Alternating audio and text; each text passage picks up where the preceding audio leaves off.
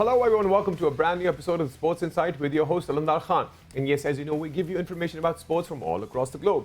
You guys can surely reach out to us on our social media handle, which is @ Indus News Sports. That basically works both for Twitter and for Instagram. But anyways, we'll go to the headlines first. Yes, Pakistan versus South Africa. The second T20 is being played at Johannesburg today, while Pakistan is leading the series 1-0.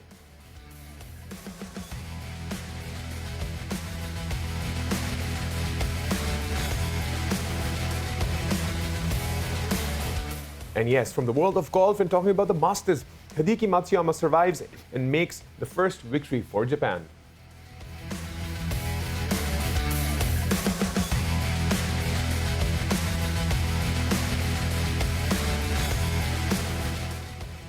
And yes, from the world of NBA, LA Lakers won against Brooklyn Nets 126-101 on Sunday.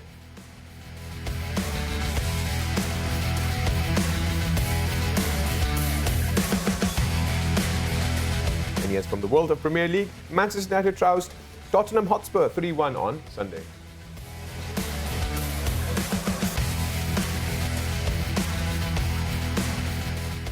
And yes, those were the headlines. And not to forget that we're going to start off the show with discussing the exact match that took place the other day, Pakistan versus South Africa. And yes, we're visiting the Pro Teas, and the series is going pretty interesting so far. We've gone with obviously clinching the 2-1 victory on the ODI side, and the first T20 match has actually showed that Pakistan is currently ready to go for the goal. But anyways, to discuss all of this, we have with us Stuart Hess all the way from South Africa. Stuart, welcome to the show. Good morning. Good morning. How are you? I hope you're fine, and thank you for being a part of the show. It's wonderful being a part of the show. Thanks very much. It's a Great. lovely day in Joburg. Great. All right, Stuart, we start off with the series, the current series that is underway, obviously Pakistan versus South Africa. We can start off with the last T20 match that took place, and then maybe we can further discuss the ODIs. So what's your take on the first T20 that took place? Obviously, Pakistan winning the match by 4 wickets. Yeah, it was a pretty tight game. A little bit closer than I thought it would be. I thought Pakistan really won that game in the last overs of each innings, actually. They bowled very, very well in the last 5 overs of the South African innings. They restricted them to just 37 runs in that period. And then at the back end of their own batting effort, I scored 71 runs in 6 overs. So they dominated the last third of each innings, and that gave them the advantage and ultimately the victory. And that speaks to a team that's really comfortable with itself, that is clear in its game plans, and they deserve a heck of a lot of credit for the way that they played at the Wanderers on Saturday. Yes, even if we go back, let's go back to the ODIs.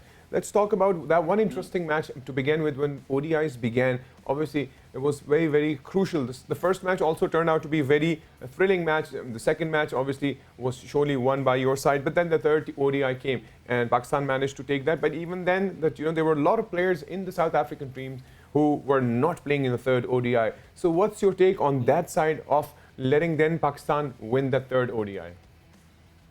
Well, I mean, if you go back to that first ODI, that was really the two best teams against one another, wasn't it? And you had the best of South Africa with Rabada and Miller and Quinton de Kock playing along with the best of Pakistan, and Pakistan came out on top, went down to the last ball. Pakistan came on top, and that for me was really the crucial game of the series, because you had the two best sets of players on each side facing against one another. By the time they got to the deciding match in the series, of course, South Africa had lost 5 players to the Indian Premier League. An agreement between Cricket South Africa and the BCCI that would take place so that those players could go into quarantine before the IPL. Right. So there's been a lot of controversy about that here in South Africa. I believe there's been quite a bit of talk about it over in Pakistan as well. Right. But that was the agreement between the two associations. And that gave Pakistan a significant advantage, which they then were able to drive home in that third match. They were very impressive, I thought, with the bat throughout the ODI series. Fakhar Zaman, obviously the star of the show with those 200s, but Babar Azam, the captain, he led well. He obviously batted very well in the first and the third matches. So there was a lot that Pakistan could take out of that series, but I do think the loss of those 5 players that went to the IPL, and then on top of that, of course, there was the loss of Rassie van der Dussen as well with an injury just before the third ODI, and that proved extremely costly to South Africa. Right. Obviously, let's talk about South African skipper. Let's talk about Temba Bavuma. The first match was very technically hard for him to adapt to the situation. Obviously, being a newly appointed captain, a skipper, there's a lot of pressure on you, a lot of burden on you. But then came his second innings, which was the second ODI, and then he started off his engine, and he is now on fire. What's your take on that?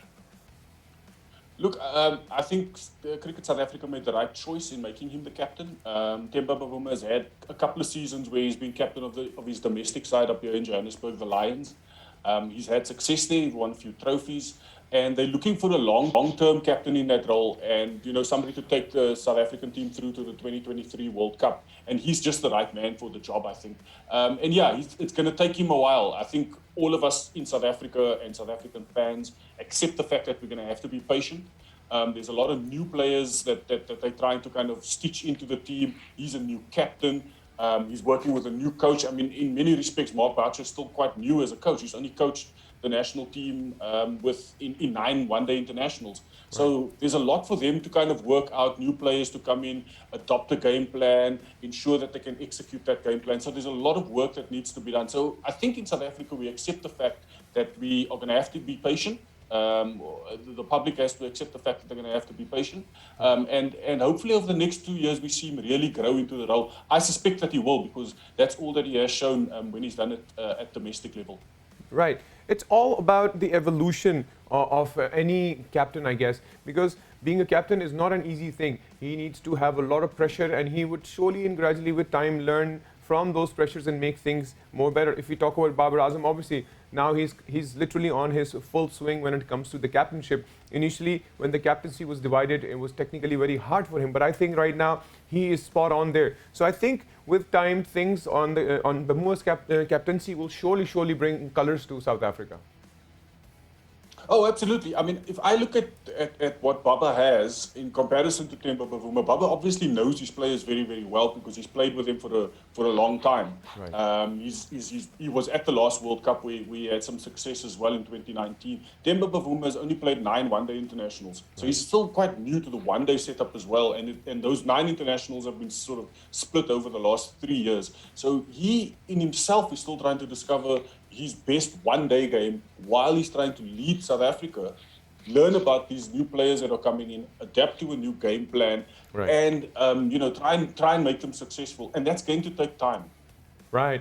But anyways, let's hope all goes well ahead in the future. And obviously, let's talk about the second T20. What's your prediction? Because the first T20 was also interesting. Let's hope that this T20 becomes more thrilling, because we surely want a thrilling match.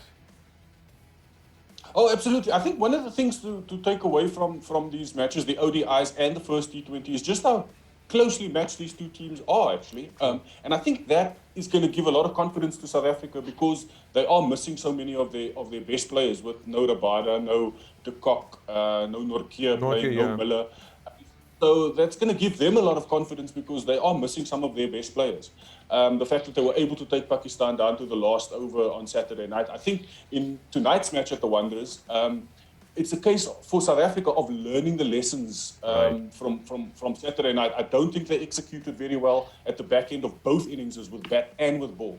If they apply the lessons that they learned from that first match tonight, it could make for a very interesting game, and South Africa will, they'll feel a bit better about themselves if they can see the processes are now starting to work for them. I think that's going to help with their confidence. Pakistan, for their part, I think it's going to come down to expecting a little bit more out of other players. Right. It can't just be Mohammad Rizwan and Babar Azam. Other players need to sort of come to the fore a little bit more. So Pakistan are going to be looking at somebody from the other 9, to put it that way, and not just at Baba and at Rizwan. Right, but if we look back into Fakhar Zaman's performance, obviously he's also definitely one of the biggest credit that we have right now. Heatherly is one of our batsmen. He's super smart when it comes to playing the T20 side. But let's hope that it becomes more of the thrilling match. And not to forget, if we look back into the previous match that took place, if we talk about South Africa's performance, apparently the scoring lineup was pretty decent. I mean, if we look at Makram or Malan or anybody, at least they contributed well to the scoreline, or even Klassen to look at, because they all want to do it more as a team. And until and unless teamwork is there, otherwise the pressure is going to finish it all. Well, yeah, you see, because they are missing so many big name players, because there's no De Kock, there's no Miller, there's no Bavuma, there was no Van der Dussen on Saturday. Right. Those are the four best batsmen in the one-day side at the moment for South Africa. Now, they were missing those four. So, yeah, it has to be a team effort. Everybody has to pull their weight in these next three matches that's going to come. And it was encouraging to see that. You know, South Africa played like 60% of that game very well. And it was in the last 40% where Pakistan kind of lifted the standard of their play and South Africa couldn't match that. So it's a case of if we can continue and get it up to, say, 75 or 80%, you know, of their ability and really keep in the match and stay strong in those tight situations like they experienced at the back end of their innings with the bat and at the back end when they were in the field. If they can stay strong then, they've got a very good chance of actually tying this series tonight. Right. Looking forward for that. What's your take on Johannesburg Stadium itself? What is it like? Is it going to be more of a bowling side or the batting side? It was surprising to hear Tabrei Shamsi speak about it yesterday because he felt that the pitch was a little bit sort of slower than they normally anticipate at the Wanderers, and yet both sides scored over 180 runs in the innings, right. in their respective innings. So I thought it was a really good T20 pitch. You know, the Wanderers is a fabulous ground for limited overs cricket. It's obviously you're on the high veld, so the altitude plays a part. It's thin air, the ball does fly, and the pitch itself, the ball usually comes onto the bat, so it helps the stroke makers. The boundaries are quite small, so I expect big scores. I'm not 100% certain if they're going to be using the same pitch as they did on Saturday night. If that is the case, that might just be a little bit slower than today, because there's been some warm weather in Johannesburg the last few days. And so it might be a little bit slower. You might even see the spinners come into it a bit more. But, you know, when I get down to the ground later on this afternoon, I'll be able to make a better assessment. Right. Talking about slow, there's another news that I wanted to discuss. It was basically the 20% from what I've heard so far that, you know, basically there was a slow over rate issue that actually took place in the previous match. And apparently there's, you know, South African team is fined like 20%. What's your take on that? Have you heard about it yet? Yeah, I did. Look, in a way, it's understandable. Obviously, it's something that the South African team would want to avoid, that Heinrich Klaasen as captain that would want to avoid. But it's understandable. There were 3 debutants on Saturday night, 2 of them in the bowlers. It's a very young team, so you know, you're trying to figure out what is the best way to operate, what's the best field to set. You know, Rizwan really put them under pressure in the latter part of that match on Saturday. And so then it becomes very difficult. You know, you're trying to figure out what fielder to use in what position, what are the hot spots on the field so that you can post your best fielders there, which bowlers to use when. So those things all slow a game down. And, you know, it's unfortunate. It's something that South Africa want to avoid happening again. But it's also understandable given that there were so many new players that Klaasen, who's also a standing captain, needs to adapt to.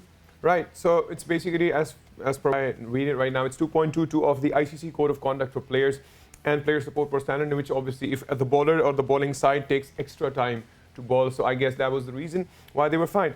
Okay, your last take. Who do you think will be the phenomenal performer on tonight's match from South Africa? That's an interesting one. Oh, that's a difficult one. Without knowing who's actually going to be playing. But, you know, Klaasen played very well the other day. I've been very impressed by Janneman Malan yes, in these last few matches that he's played, the last ODI and then the first T20. He seems to be timing the ball brilliantly. So it seems like there's a big innings there somewhere. And, well, for South Africa's sake, hopefully it comes tonight. All right. Anyways, I still have my hopes with Babar Azam for sure, and followed up with Mohammad Rizwan. Anyways, thank you. Well, yeah, I mean, both in form. So yeah. You may not be far wrong there.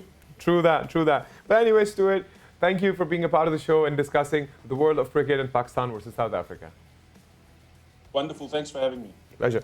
So yes, so we discussed the entire perspective of the entire series. Obviously, Pakistan still managed to win the ODI series, which was by 2-1. It was pretty interesting, but there were these ups and downs that we discussed. And yes, we won the first T20, but followed up with the next upcoming T20s. There are 2 more to go. If we tie today, and if South Africa actually manages to tie us today, like 1-1, There may be an interesting one that would come on the third one. But anyways, we'll surely be talking more about the world of cricket. But till then, we'll take a break. And once we come back from the break, we have more news from the world of sports. So see you guys after the break.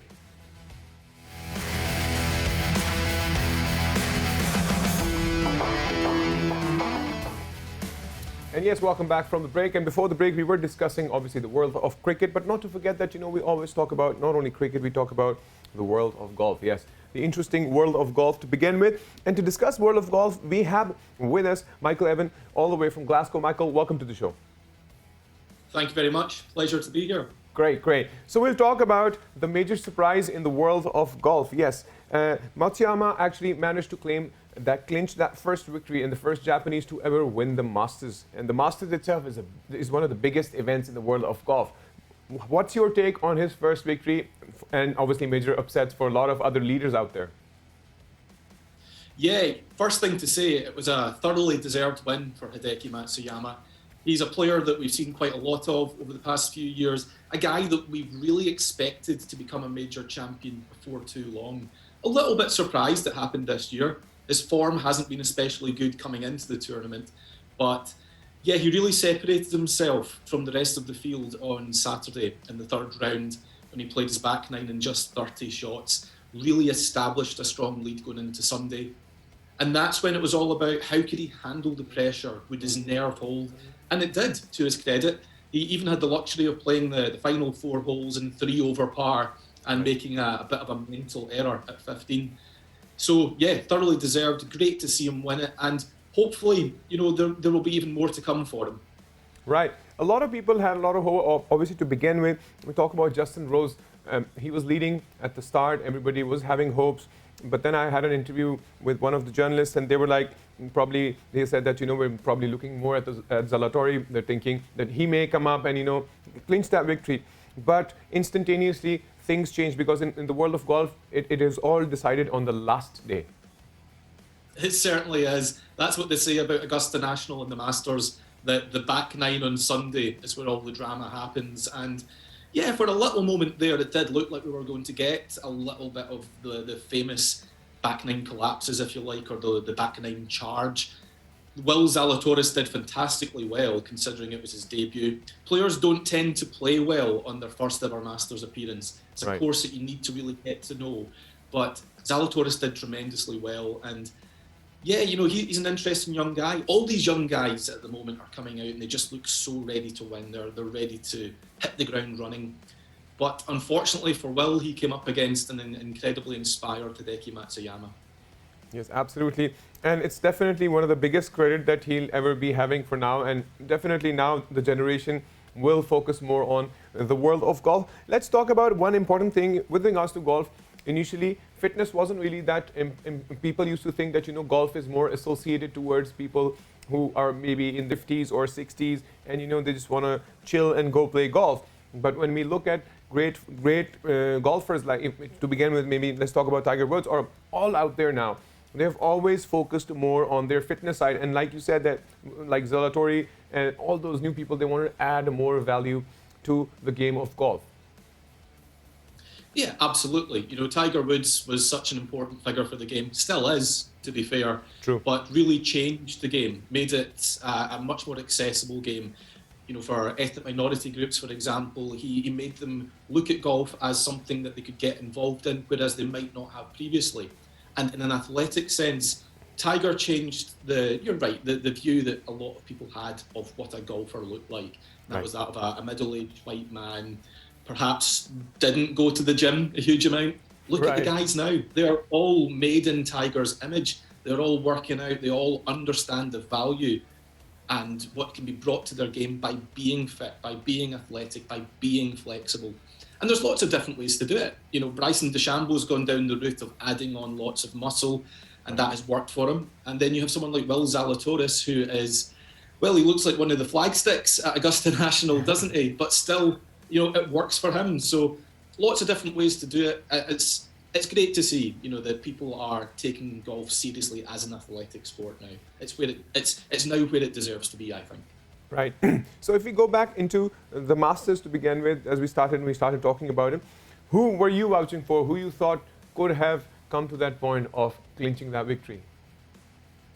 Yeah, it's one of those ones that you really want the big storyline as a journalist, don't you? So, True. for example, Rory McIlroy, he's won the other 3 major championships. He needs just to win the Masters to complete the career Grand Slam. Only 5 players in the history of golf have ever done that. Right. And so Rory, as you can tell, I'm Scottish. Rory's from Northern Ireland. We're not far apart. Right. So it would be lovely to see Rory finally get the job done. I don't really know what's going on with him just now. He seems to, his confidence is lacking in a big way. He's battling some changes in his swing as well. So it's a bit sad to see where Rory's at with his game at the moment. But I think he'll get it done eventually. And of course, Jordan Spieth. How can you not root for Jordan Spieth? He's a 3-time major champion and he's been in a big slump, but now he's back. Now it looks like he's becoming the Jordan Spieth that we all know and love again. So yeah, there were a lot of intriguing storylines. I really didn't see this being Hideki Matsuyama's week, but I'm not disappointed it was. True, very true. And even if we look back to the previous tournament that was taking place, and even Dustin Johnson decided not to participate in it because he actually wanted to focus more on the Masters. And not only him, I think those top 10 golfers out there actually opted out from that only for the Masters, if I'm not wrong. Yeah, it's an interesting one, isn't it? There's lots of different ways to prepare for major championships. Some golfers like to take the week off beforehand. Others want to play and get some, as they would call, reps. They want to get that, play their way into form, if you like. So there's no one specific way to prepare for a major championship. Right. I think a lot can be made of, well, I must do it this way, I must do it that way. Hideki Matsuyama's come into the event on pretty poor form. He hadn't had a top 10 finish all season. Right. He didn't play very well in the Texas Open the week before the Masters. And yet all it took was just a good session on the driving range on Wednesday for him to find something in his game that clicked. And lo and behold, he's the guy wearing the green jacket at the end of the week. So lots of different ways to prepare. I suppose that the only vindication is whether or not you win. Right. And if you look back into, because obviously he's the first time ever from someone from Japan who actually managed to get the Masters, and getting the Masters is a big title. Certainly is. The Masters, it's one of golf's 4 major championships, as we know, men's majors, but I think it's arguably the most special, that and the Open Championship. The Open obviously has the history, it has the tradition. The Masters, it has all the intrigue and the drama. And it's an event that transcends the sport. I think everyone around the world who follows sport knows the significance of Augusta National, knows the significance of winning the green jacket. So True. that's an image that travels around the world. And yes, certainly for Hideki to get to go back to Japan and take the green jacket with him, I'm certain that he'll get a hero's reception. And I hope it does good things for the game in Japan too. It's a country that, again, there's a perception that golf is for the elite, for people who are rich. Right. Nothing could be further from. Golf's a game for everybody, and hopefully Hideki will have the opportunity to send that message to his fellow countrymen. Right. So once again, many congratulations to Hideki for winning this, and would definitely want to have one more word about. So what's your take on Dustin Johnson? Obviously, he was the previous title holder. It would have definitely, surely, be a very hard and a very heartbreaking situation for him as a sportsman. 100%. I'll be honest, I expected Dustin to win this week. I thought he was going to become only the 4th player to win the Masters back-to-back. Right. Didn't happen. He just didn't have his best stuff. Very disappointing to miss the cut. Right. Dustin Johnson does this, though. He doesn't have a particularly good major championship record. He's only won twice. Now, yes, some people go their whole career and never win a major, and Dustin's got 2, but for a player of his talent, for somebody who's won so many times in the PGA Tour, Right. is the world #1. 2 majors doesn't feel like enough, and sometimes just doesn't bring his best stuff when it matters most. This was exactly, a perfect example of that. Very poor performance. But it's Dustin. He might go out next week and might go to the PGA next month and win by 8. He's that kind of guy. He's a total enigma. Right. Anyways, let's hope all goes well for him. Once again, thank you, Michael, for being a part of the show and discussing the world of golf. My pleasure. Thank you for having me. Pleasure. So yes, that was Michael. Obviously, he discussed the Masters itself, and yes, Hideki managed to win that, being the first Japanese to get the title and the green jacket, which he'll definitely be wearing when he goes back to Japan. And I'm sure the inspiration will be out there for all the Japanese and the kids and the youngsters there who could actually look on to the Masters, because this is the first time ever that someone from Japan managed to take the Masters. But anyways, we'll go to the next news of the day, and yes, we'll jump into the world of NBA. The most interesting match that took place is surely the LA Lakers versus the Brooklyn Nets. But yes, the LA Lakers actually managed to win against them 126-101 on Sunday. Kevin Durant, as discussed, is back. He also managed to score 22 points in the second game after returning. But yes, James Harden was missing, so that's yet again an issue. Kyrie Irving was also part of the deal, but LA Lakers actually managed to win against the Brooklyn Nets. And not to forget, the Brooklyn Nets are on the top when it comes to the Eastern course. But it's going to be very, very technical for them, ahead of them, because we haven't seen the trio working together. So let's hope James Harden comes back quickly, returns quickly after the hamstring injury that he had a few weeks ago. Anyways, this was the world of NBA. I'll quickly jump into another story from the world of football. Yes, Manchester United actually managed to win against the Tottenham's Hotspur 3-1. And I was literally watching the match, and I was like, maybe there would be another tiebreaker, but no way. Manchester United actually managed to score those 3 amazing goals, and starting from the first header by Cavani, and that was a brilliant one, and then followed up by the future goals that actually took them way ahead of Tottenham Hotspurs. And not to forget, Oz has suffered 10 league defeats in a single season for the first time. But anyways, Tottenham Hotspur will surely be having a tough time, and the Premier League charts is surely fluctuating for now. Let's see how things develop for the future, and once it develops more, we'll surely share that with you. But anyways, this was pretty much it from the world of sports. You guys reach out to us on our social media handle, which is @Indus News Sports. Till then, take good care of yourself, and bye-bye.